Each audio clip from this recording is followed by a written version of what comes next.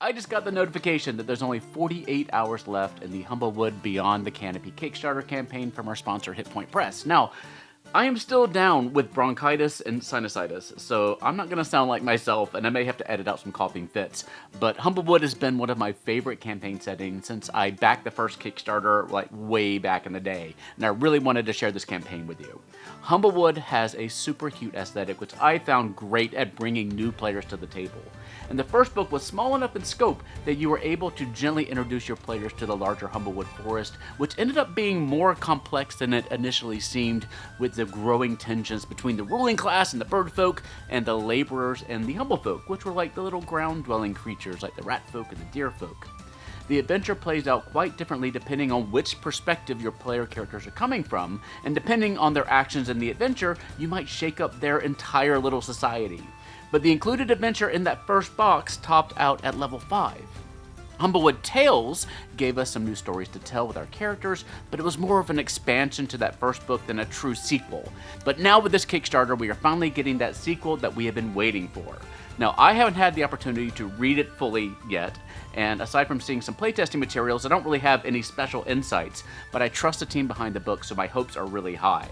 It may seem unrelated, but I just walked out of seeing Thunderbolts a few days ago. It reminded me that fun stories and fun movies and fun adventures are better when they are thematically about something. Thunderbolts popped where a lot of the recent Marvel movies and shows haven't really, because it had this strong theming around the idea of mental health and depression. And Humblewood had these strong themes of the class struggle that really left an impact on the story. The adventure had a deeper meaning behind it.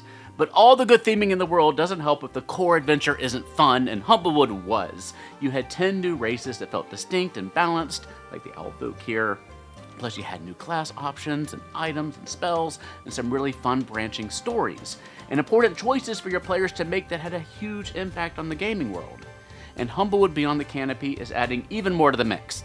As far as player options go, we get new races like the hyperactive hummingbird-like Sylph, the stubborn goat-like Caprins, the graceful cat-like Illurans, the resourceful badger-like Mustels, the inquisitive parrot-like Cetas, and the exuberant gecko-like Tilla.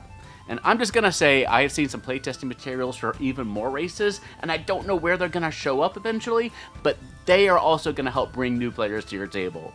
Really, the unsung thing that Humblewood does best is bringing players to your table who might not otherwise feel the allure of role-playing in your typical medieval fantasy setting.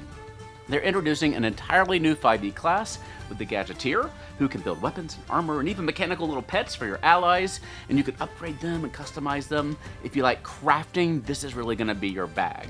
There are 3 subclasses to fully flavor out your Gadgeteer. If you want one that's close to nature, you can be a cultivator. If you're interested in a more gnome-like tinkerer, make them an engineer. And if you want a more magical flavor, take the Fazara class. You also get some new special Humblewood-themed subclasses for your standard classes. You can be a Deep-Root Sorcerer with land-based powers, an Oath of Mysteries Paladin who uncovers ancient secrets, or a Way of the Wrangler Monk who, and this is maybe my favorite, tames wild beasts and turns them into mounts. And of course, they bring you new spells and backgrounds and feats and other player options as well. Now, if you're doing anything D&D related these days, the first question you're going to get asked is, 2014 D&D or 2024 D&D, and happily, Humblewood Beyond the Canopy has both. The main book uses the 2014 5e rules, but they provide you with a PDF conversion for the 2024 rules if that's the system that you're running with. The first book had some parts that you could share with players to help them get a sense of the setting, but Humblewood Beyond the Canopy has a full player's guide to help bring them up to speed. This is always the thing that Pathfinder did best. Each adventure had a great player's guide to help your players root their characters into the story and the setting without having to worry about them seeing spoilers. And I wish more D&D adventures would do this, especially when we're dealing with new settings like this. Now, Beyond the Canopy is standalone, so you don't have to have the original Humblewood book or box set to enjoy it, but you should totally play the first campaign and get that campaign setting. I have 2 favorite 5e adventures, and they are The Lost Mines of Fendelver and Humblewood.